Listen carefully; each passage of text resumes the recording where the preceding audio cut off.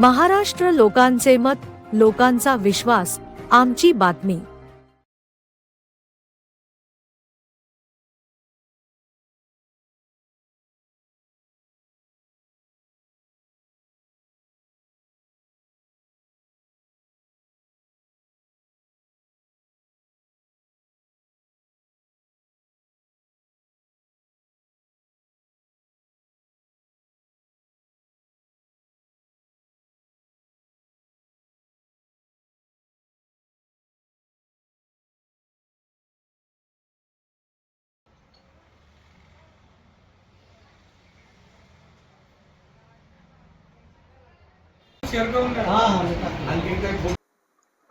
गेल्या अनेक वर्षापासून भारतीय जनता पार्टी पिसादेवीच्या वतीनं या पिसादेवी परिसरामध्ये आदरणीय हरिभाऊ बागडे नाना ज्यावेळेला विधानसभेचे अध्यक्ष होते, त्यानंतर आमदार होते काही दिवस, आणि नंतर महाराष्ट्र राज्यातून त्यांना राजस्थान राज्याचं राज्यपाल करण्यात आलं।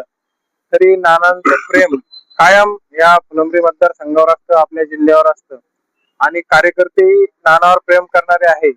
आज मोठ्या उत्साहात रक्तदान शिबिराचं आम्ही फक्त मेसेजवर आव्हान केलं आणि मोठ्या उत्साहात सर्वजण इथं आपण बघताय की रक्तदान करताय।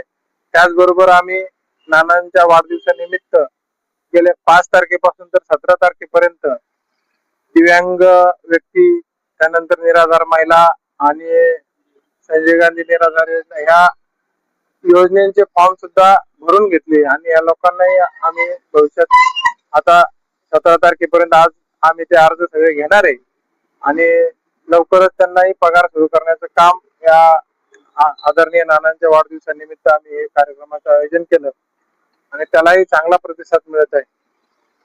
आज काही टार्गेट ठरलं की किती बॉटलचं रक्त संकलन झालं पाहिजे असं काही टार्गेट असं ठरलं नाही, पण दरवर्षीप्रमाणे याही वर्षी जो आकडा आमचा असतो तो आकडा पार झालेला असतो नेहमी।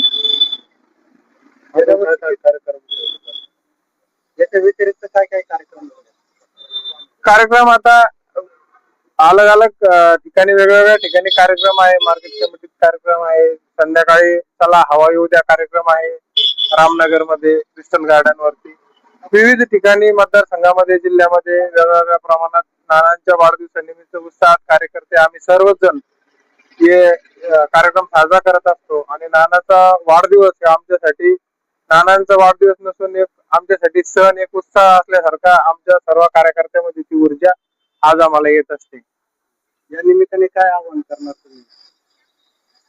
ते या निमित्ताने एकच आव्हान करेन की राजकारणामध्ये नानासारखं झालं पाहिजे, दिलेला शब्द पाळला पाहिजे, आणि जे बोललं ते झालं पाहिजे, एवढंच या निमित्तानं आव्हान.